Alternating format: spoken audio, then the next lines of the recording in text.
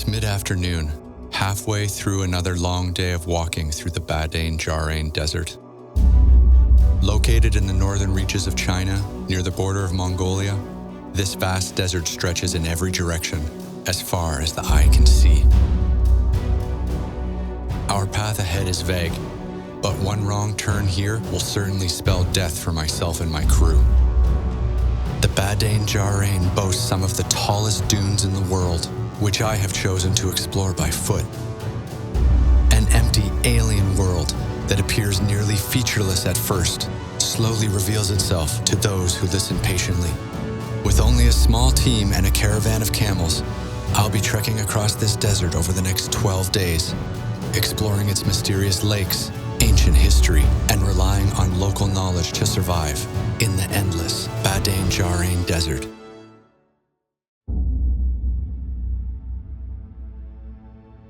The wild world of Asia beckons. Do you hear its call? I do. Don't look down. Don't look down. This feels like such a big mistake. Cheers. I'm Ryan Pyle, adventurer. And we've come into a huge snowstorm. Explorer. Amazon is killing me. I've traveled the world for years, documenting people and practices in remote regions. It's amazing. We just walked straight into a family celebration. Now, I turn my eyes to Asia. Through its barren deserts and dense jungle canopy, unique forms of life flourish. With distinct lessons to be learned from cultures unfamiliar. I can't help but notice we're surrounded by skulls. And a dare to be curious through new friendships to last a lifetime. Come with me as I climb higher, seeking new perspectives and understanding of the world around me. When I walk, I'm learning, and when I walk, I'm connecting with the place. Exploring the far reaches of the East. One river, valley, mountaintop at a time. This is Expedition Asia.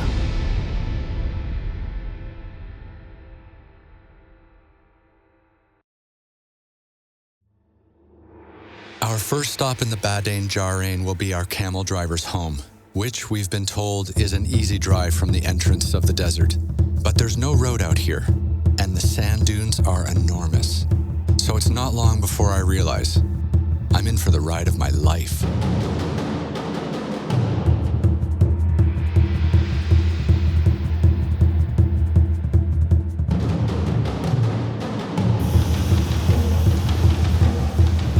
We push on deeper into an unfamiliar world. I can hardly believe it's my own. Engulfed immediately, my sense of direction dissolves with every turn. Our Jeep, just a speck of light amongst an endless sea of red and orange.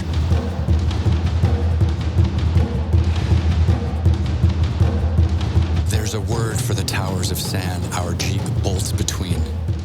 Mega dunes. They're some of the tallest in the world, so large that when their sands shift, you can hear it rumble for miles. A phenomenon known to only a few places in the world, these singing sand dunes call out after travelers who dare to enter this desolate place. Driving deeper into this desert allows emotions like fear and uncertainty to rise to the surface of my consciousness. Who lives out here, and why? What am I doing out here? Being a passenger in a car crossing these dunes is one thing, but what happens when we're out on our own? What happens when we're on foot, just us and the camels?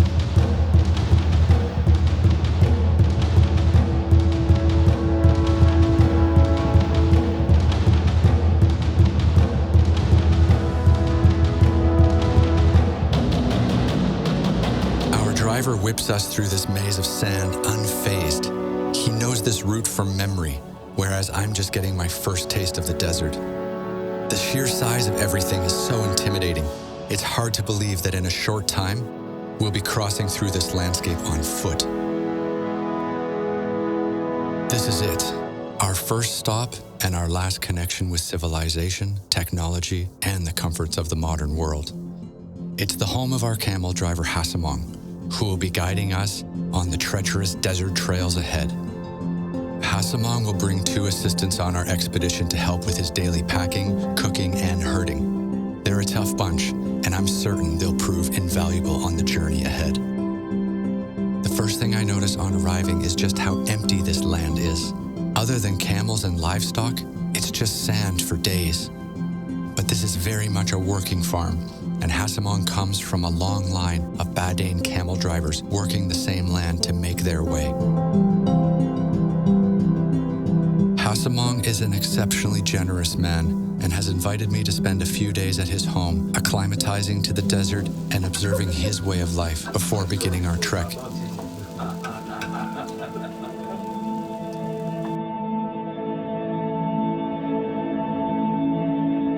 Hassamong has prepared a stir-fry made of meats, peppers, onions, scrambled eggs, and rice, the perfect meal to warm me up in this desert winter. I can tell Hassamong is proud to provide for me. His charming smile gives it all away. We eat family style, sharing toppings in the center of the table, each with our own bowl of rice. Sharing meals like this helps me feel like a part of things, and that newfound connection will be important moving ahead when we're relying on each other to survive in the throes of the desert. But downtime doesn't last for long. There's plenty of chores to attend to for all of Hassamong's livestock outside. There's so many goats. It's amazing how Hassamong can provide for all of them in this barren desert. And these goats are hungry. It's time to feed.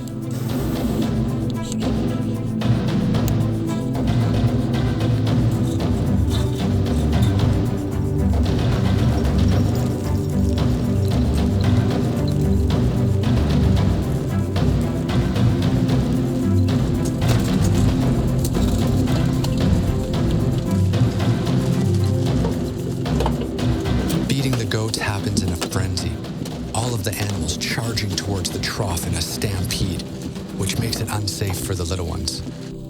So Hassamong tends to the baby goats individually.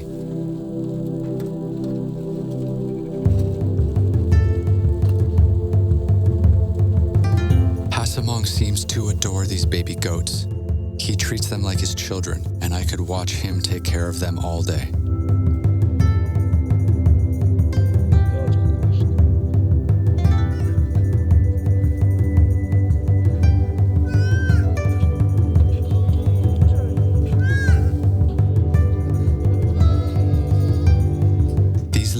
Are easy to lose track of, and Hassamong wanders around the ranch just picking them up, feeding them with his bottle of formula, and putting them back down with the others.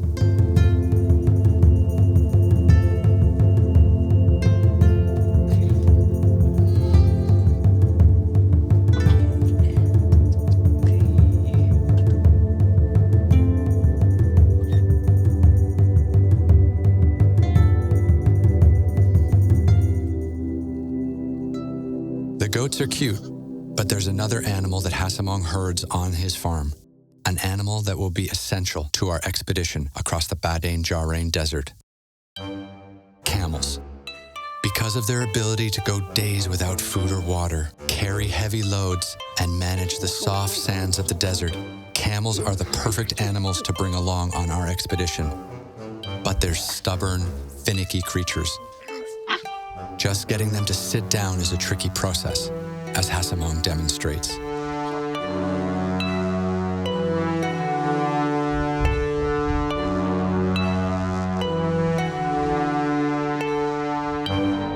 It seems rough, but it's really the only way to get them down.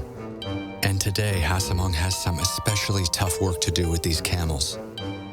Branding. The process takes hours, as the camels have to be tied down and the iron heated up in a fire, one at a time, so that the branding can be done properly. Hassamong runs back and forth between the fire and the camels, branding them according to the role that they will play in the herd.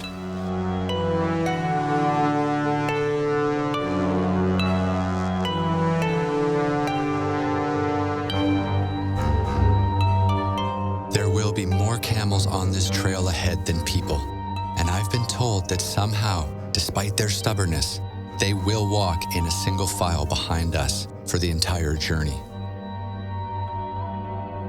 I leave the camel taming to the professionals and observe as supplies are organized and packed. Padded frames are secured on the camels' backs with ropes made of camel hair, and our gear is tied onto those frames.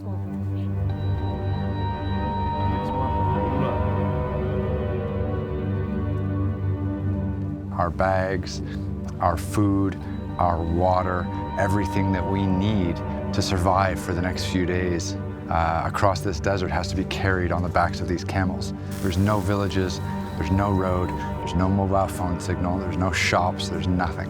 When we leave Hasamong's house today, we have to be totally independent for our 12-day desert crossing. And this experience is pretty much going to happen every morning. And it's really time-consuming. And Hasamong is working really hard. He's sweating because these camels are stubborn and difficult. They don't want to carry stuff across the desert. They just want to kind of graze around and eat. They're not too interested in working, apparently. They kick, they bite, they're quite rough. So we're just watching from a distance.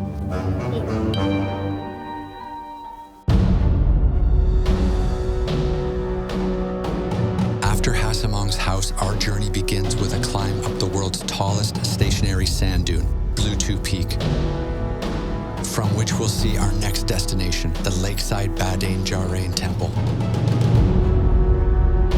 From the temple, we'll depart into the depths of the desert, trekking for more than a week through the highlands and lowlands of this expanse of sand. Where we sleep, where we eat, where we walk is all up to Hasamong, and I'll be beside him the whole way, learning how to survive an expedition of extremes.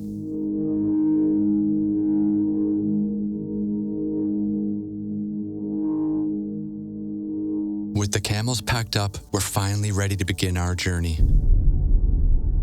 Slowly, step by step, the comforts and shelter of Hasamong's home fades away. I can feel the anticipation creeping in, the weight of our journey ahead. How many steps will it take to cross this lifeless world? Entering the desert on foot is an intimidating experience. As soon as we lose sight of Hasamong's home, the isolation sets in. The nothingness. We're so exposed to whatever the Badain Jaran throws at us. There's no shelter out here, much less any sort of path. A trail out here would be quickly erased by the shifting sands, whipped around by a constant wind. So I'm completely relying on Hasamong's sense of direction, as well as John, another guide along for the expedition. So we are on our way to the highest sand dune in this region. Okay.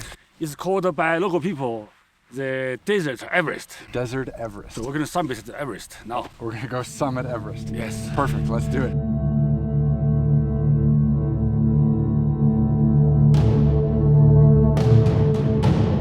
The Desert Everest that John is referring to is officially known as Bluetooth Peak.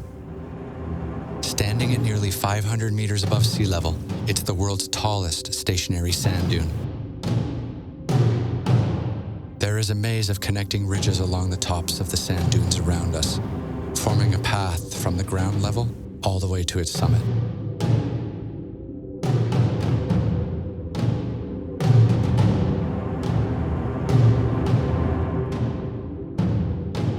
John carefully guides me up a series of narrow ridges, becoming less stable as the incline grows.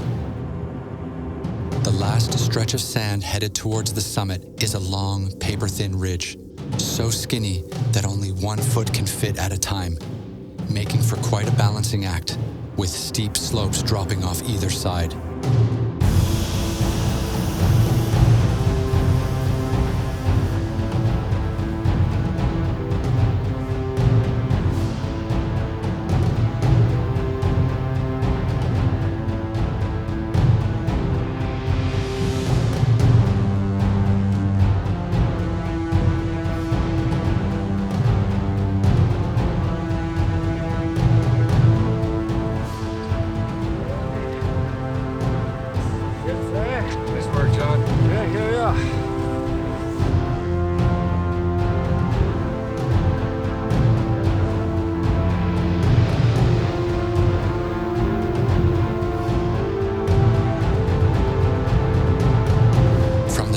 Blue 2 Peak, I can see for miles and miles, including our path ahead, a group of lakes just on the other side of this massive sand dune. On our first day, we've reached the highest point in the desert. All the locals call it the Everest, the Desert Everest, which is basically the highest sand dune in this region. And it's kind of strange because normally when we're out in the wild and we reach the top of a mountain with a flag, that's the end of the adventure. But today it's actually just the beginning, because we wanted to come up here, we wanted to have a better sense of where we are and what the desert looks like. And we have that, we've achieved that. And now the real journey begins. We have to come back down off this sand dune and begin, a 10 to 12 day trek through the desert. And it's just Hasamong and his team and John and I, and we're off. We have no idea what's gonna happen next, but the toughness definitely lies ahead in what's gonna happen to us out there. So John and I make our way back down Blue 2 Peak to regroup with our Camel Caravan. On ground level, the views are limited. We're back within the desert's grips, smooth like marble from the gentle winds around us, each dune indistinguishable from the rest. Our footsteps are the only sign of life. Anything that may have lived here before has been scorched away by the relentless sun. And out on the horizon, more of the same, for what seems like an eternity. After a solid afternoon of trekking, we find a change in scenery. Hasamong has guided us to a nearby lake, a stark contrast to the sandy surroundings I've become so used to. The Badain Jaran Desert is actually home to over 140 lakes. A mystery for most of history, it's now believed that these lakes are fed by underground streams stemming from mountain runoff at the edge of the desert. As we walk the perimeter of the water, we spot another welcome sight: buildings and yurts, all situated around what looks like some temple or holy place. I can tell right away that this is a special part of the Badain Jaran, and I'm keen to explore. It's actually this beautiful Tibetan Buddhist monastery, and it's been here since 1755. Can you imagine? We're so far away from Tibet, and for Tibetan Buddhism to have kind of traveled this far and at such an early stage kind of gives testament to just how long this part of the desert has been settled by human activity.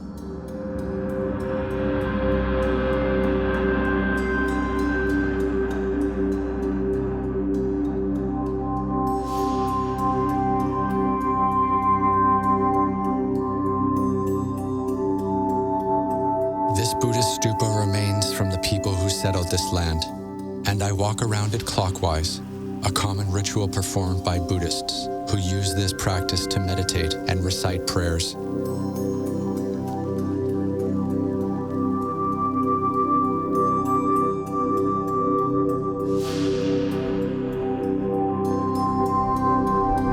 Built during the Qing dynasty, made of soil and wood, this temple survived the communist cultural revolution because of its severe isolation.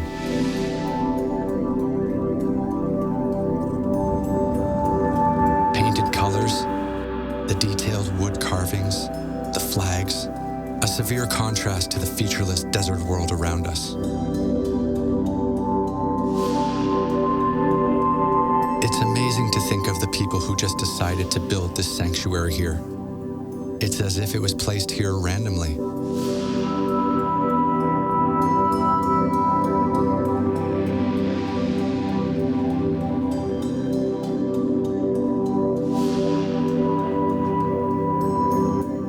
I've parted from the caravan, distracted for hours by the beauty we found in the middle of nowhere. And now the sun is dipping beyond the horizon, putting on a fantastic display of ripples in the sand around us. This is my first real night of camping in the desert. This lake area will make a comfortable home for the night.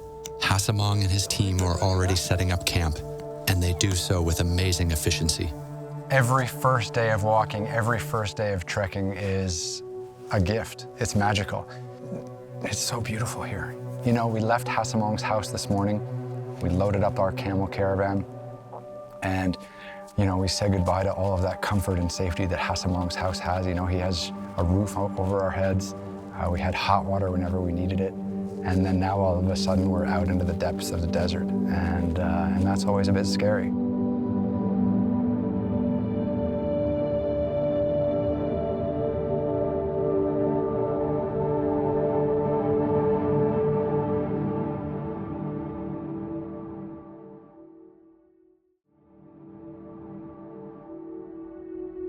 After a short night's rest, we're walking again. It's wintertime here in the Badain Jaran, so it's important that we walk during the warm hours of the day, between 10 a.m. and 5 p.m., to keep our blood moving and our spirits high. Soon, we begin to find evidence of failed attempts to modernize this desert. Old, sun-bleached road signs stick out of the sand. Apocalyptic reminders of how unforgiving this part of the world is. Then, an old home, perhaps an old farm at one point, made of mud and brush. Whatever it was, its inhabitants left it to be swallowed up by the sands of the Badain Jaran. The frame is eerily similar to Hasamong's, but it belongs to another time.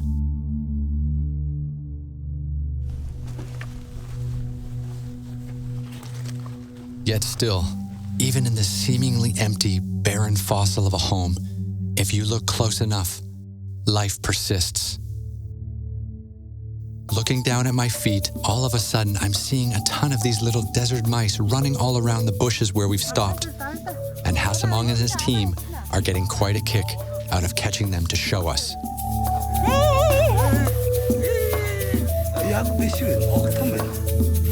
Of course, Hasamong being Hasamong, he's able to catch every little mouse he wants to.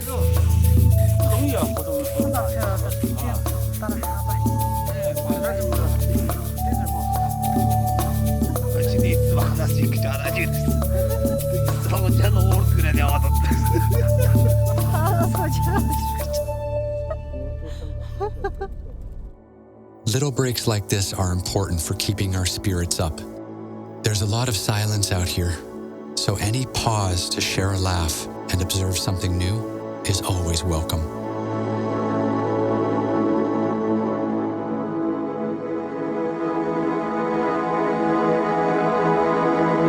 Dune after dune, our team pushes ahead with no end in sight. I'm walking up front with Hasamong. It helps my attitude to be up here with him, observing his sense of direction and his limitless energy.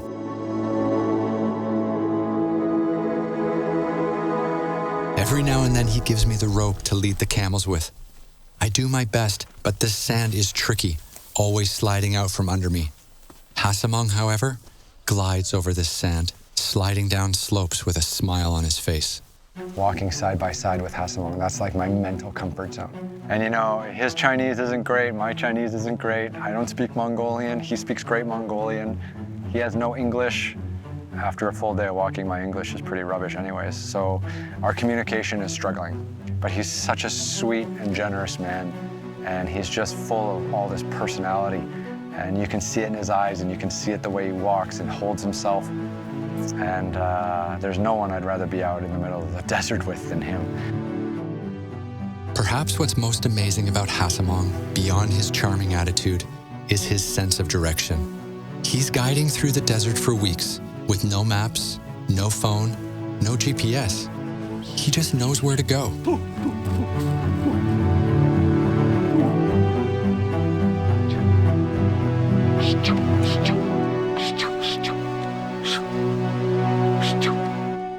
It's really amazing how hard that man works, because he also trekked, 20 plus kilometers today, just like me.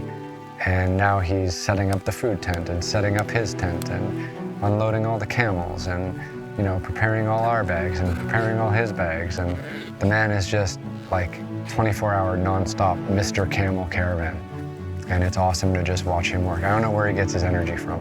He's been drinking a lot of Pepsi and smoking a lot of cigarettes, so maybe that's where he gets his energy from. But but he's a machine, and definitely someone I can learn a lot from, because, you know, when I'm starting to struggle, when I'm starting to fade in the late afternoon, I just look at him. He's either on his camel, smoking a cigarette, enjoying the view, or he's got the rope over his shoulder and he's just powering on foot.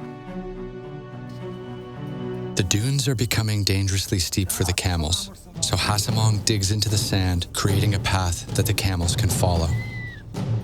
It's tricky business leading them in an orderly fashion, especially in this changing landscape. Hasamong adjusts accordingly as the camels take careful steps.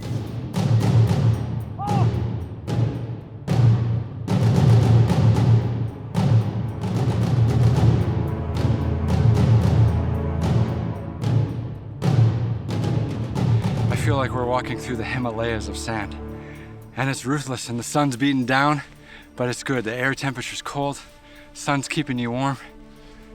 It's beautiful. It's quiet, it's peaceful. The mind is at ease, just one step at a time.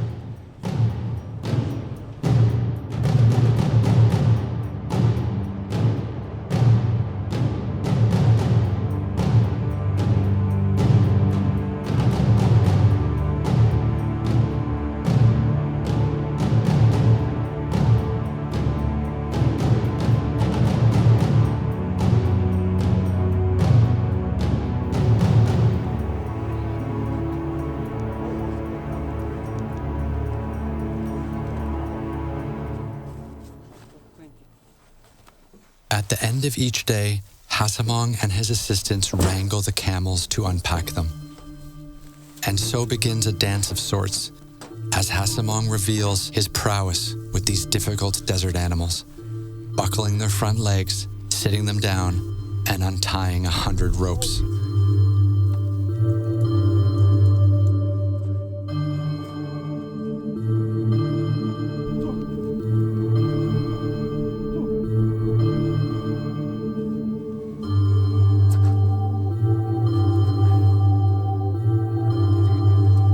A ritual that marks the end of each day's walking. This scene becomes comforting out here in the middle of nowhere.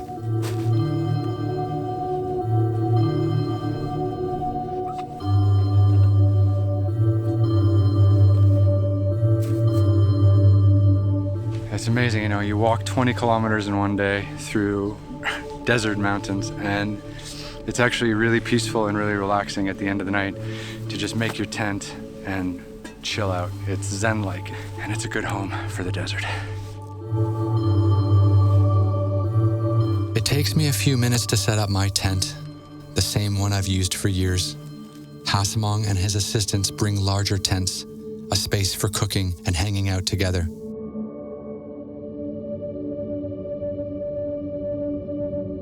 Camp life is quite peaceful. These days are physically taxing. At the end of them, everyone wants some space to unwind. Our cook prepares ingredients while Hasamong hammers stakes into the ground outside. When the temperature drops at night, wind picks up in the desert, and the stakes help keep these tents stable. Hasamong's assistant also shovels sand into the bottom edge of the canvas, helping to deflect the wind.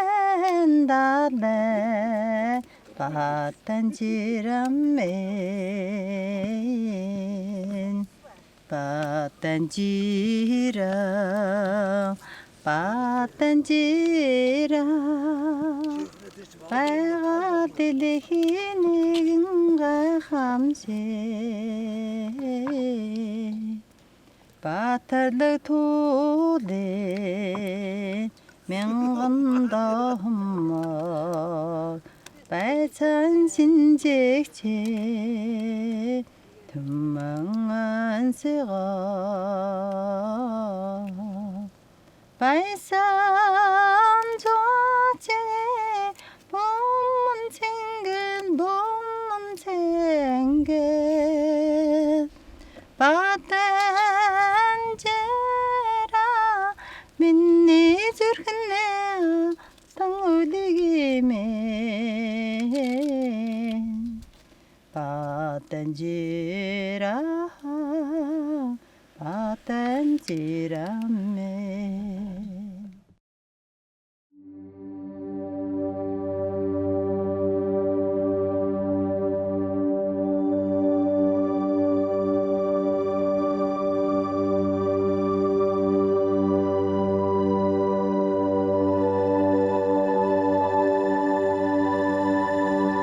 Getting up in the morning can be tough. I wake up stiff and chilled. Then the reality sets in. I'm out in the middle of the Badain Jaran desert with somewhere between 10 and 20 kilometers of loose sand ahead of me.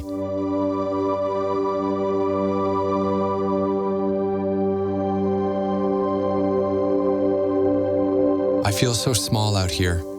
Our footprints from yesterday have surely already disappeared in the wind, but we have plenty more ahead. Another long day of walking, slipping, dragging myself across the Badain Jaran.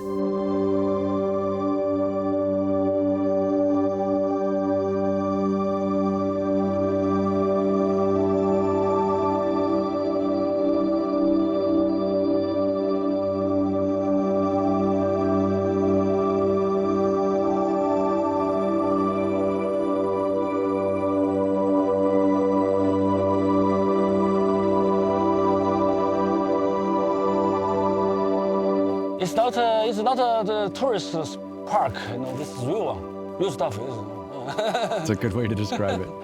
Like 2015, there's two guys they crossed the desert and got lost somewhere, and one guy is died, and one guy is seriously injured, something seriously sick. The desert is totally unforgiving. There's no life around you out here, nothing to help you survive, and the ground below our feet doesn't help. To walk through the desert, you're constantly battling with the sand every step of the way. I'll tell you, no matter how much you train, no matter how much you exercise, nothing can prepare you for the desert. No, this walking in the sand is different. It's completely different. Or you walk on the mountain trails. Right. Yeah. You need more. You consume more energy to find the grips. Definitely. Some soft sand. That's the killer. That's the killer. Soft sand, hard sand, it all fights your feet. But it's worth the sore ankles and the shin splints to be out here. John and I both share a passion for exploring. We got the chance to catch up at camp a bit and learn more about his personal relationship with the outdoors. It's very strange. Just around the year 2000, I feel something, the itching. I just feel what's going on. Right. I don't know why. Find it's time to go. It's time to go to hit the road. Nature was calling. Nature calling, exactly. Then I quit my job. I just traveled 1 year to the west part of China. Right. Xinjiang and the Tibet. All just by myself. Hitchhiker trucks. This is wild.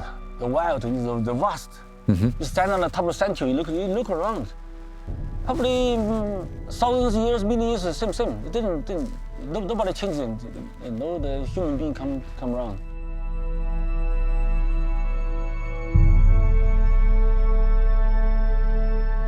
You run out of things to say out here. I find myself staring at my feet for what feels like hours, only to look up and see nothing new. The mega dunes we've been climbing over day after day will test your physical stamina, sure. But this landscape also wears heavy on the mind.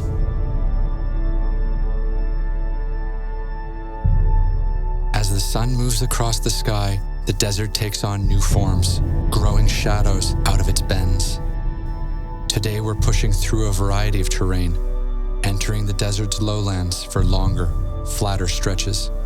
I can see for miles.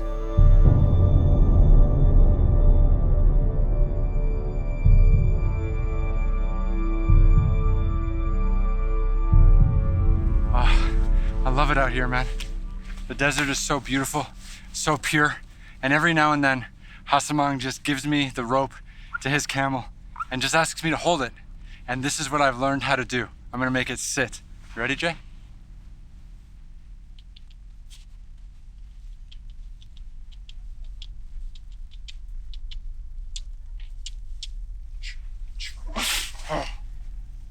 He doesn't want to sit. Oh, he needs more cord. Ah. Sit, sit.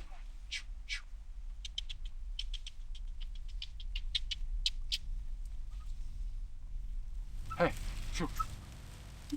Oh. Ah.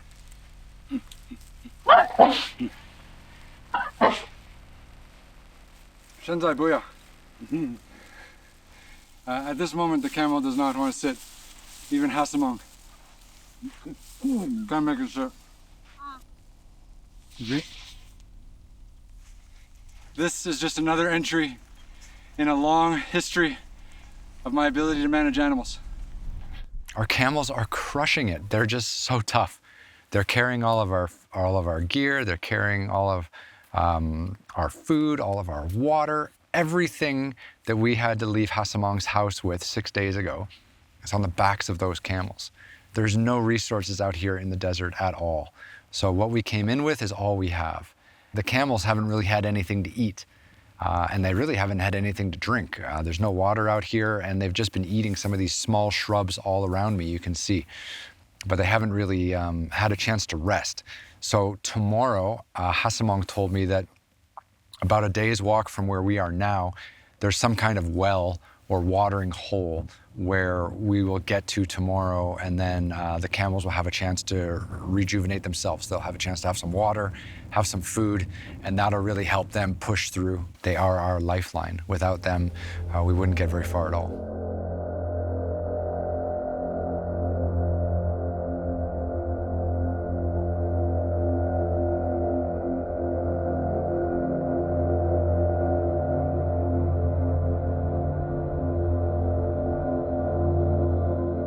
Just stopped here to take a small break. You can see the camel train is just behind me. We're about halfway through our day today. Yeah, it's ruthless, man. Just non-stop ups and downs. And the camel train is moving again, and it's our job to kind of stay as close as we can to it.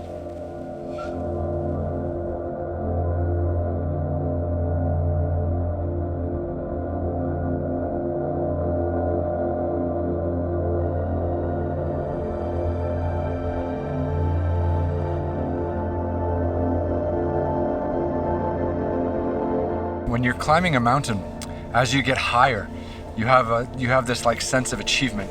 You have this feeling of progress. But when you trek in the desert, you just kind of go over these big mountains or go over these big sand dunes, and then you see another valley, and you see another big sand dune, and it just destroys you. You don't really feel like you're progressing. You don't really know where you're going, and psychologically, it's just a totally different game out here, and it's so difficult to kind of get your head around. And now I'm just gonna drink some of my pink water. I'm feeling grateful for my pink vitamin water at the end of this totally draining day. And there's good news for our camels too. We finally arrived at their watering hole. Hasamang uses a generator to pump water from the ground. The camels can finally have a drink.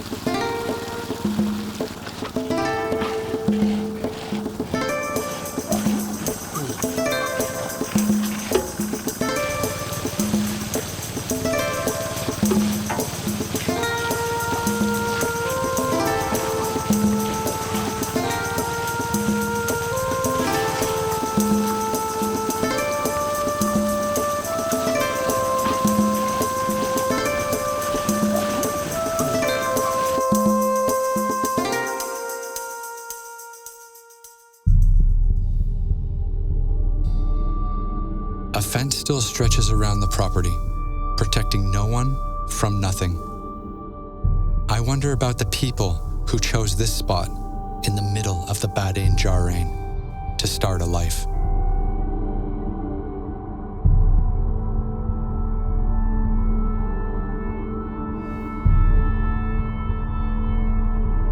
Hassamong restocks our water drums out of the well, working through sunset to make sure we're prepared for the next day.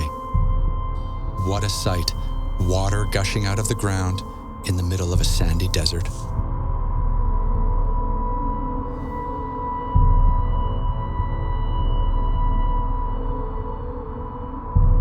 And nights like this, I sleep so well.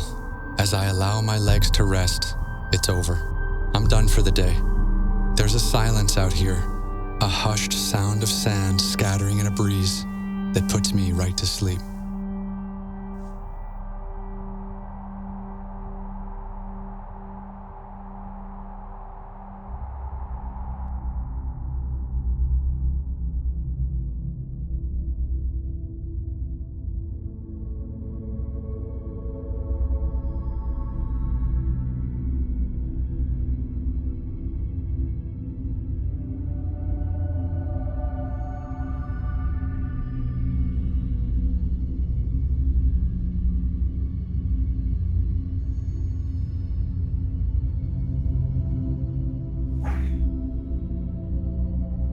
Oh my God.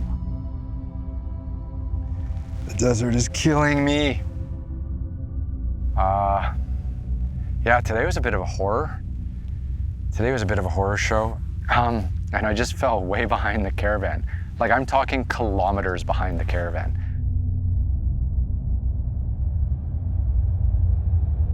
It started early. I found myself drifting around, straying further and further, until the caravan was just a dot on the horizon. I thought I'd reached my limit.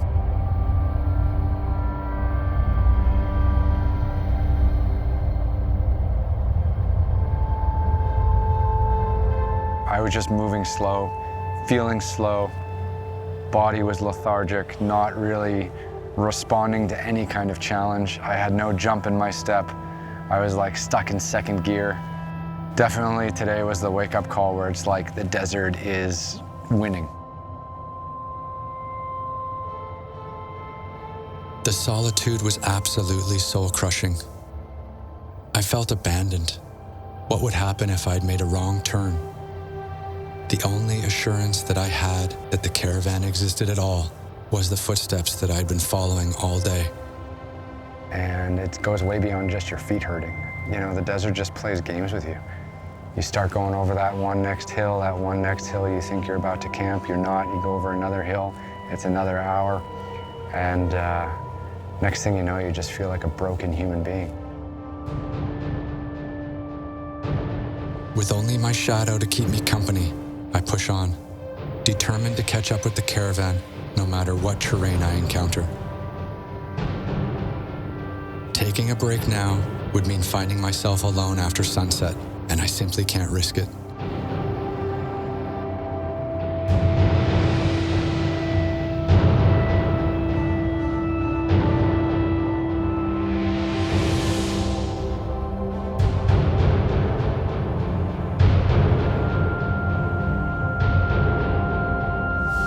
A true test of endurance, the desert threw everything it had at me. Huge dunes, heavy winds, pencil-thin ridges.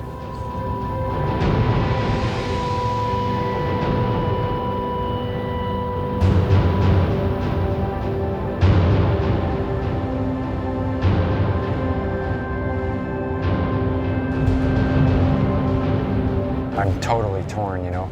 This desert is so beautiful, and the sand mountains and the landscape around us is just remarkable. But today I just hit a wall and I stopped seeing the beauty and I just started seeing endless sand in every direction, and I'm not getting anywhere.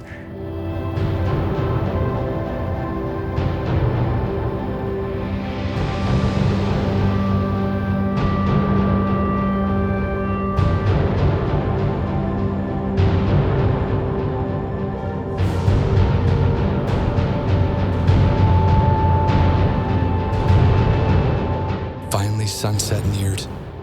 The tracks I followed led me to camp. It's amazing how happy a few tents and camels on the horizon can make a man who's been wandering alone through this desert. As camp neared, I smelled dinner being made and Hassamong cigarettes. it felt strangely like home. Out here in the desert, it's the simple things that give you comfort. Having the chance to sit down, warm up, and have some food was a huge relief.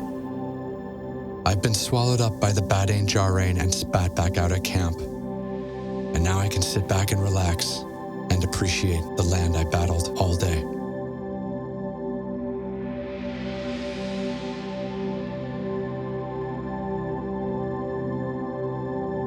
But the rest doesn't last long.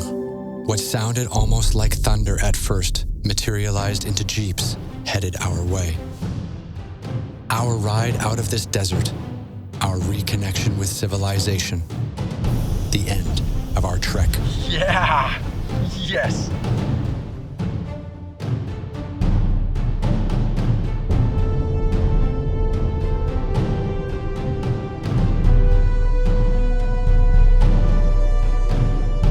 Watching the trucks arrive, shattering the silent beauty I've been accustomed to. It's bittersweet. The road back to civilization from here is long and mundane.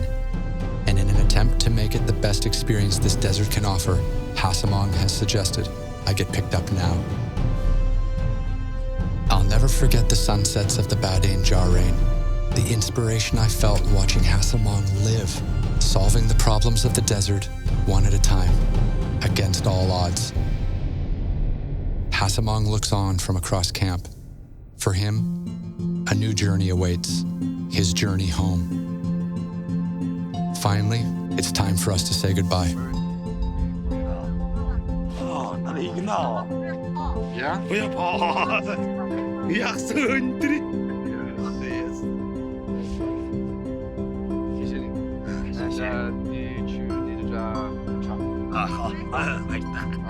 Okay. Bye-bye.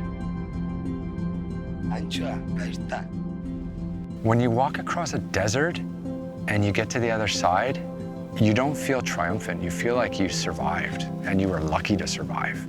And you don't even really know if you're still 100% there or not. If I ever got dropped off in the middle of the desert and had to find my own way out, I really don't think I could do it. You know, in the mountains, I feel like I could do it, but in the desert, I just feel the hopelessness is too much for me. And without Hasamong and his team, I would have been long gone. We've had some tough days. And as beautiful as this desert has been and as amazing as our journey has been, it is time to go home. I'm pretty excited that we have really accomplished what we came out here to see and get done, and it has not disappointed. It has been a tough journey, but it has been worthwhile, and this part of the world is truly spectacular and something I hope everyone gets the chance to see someday.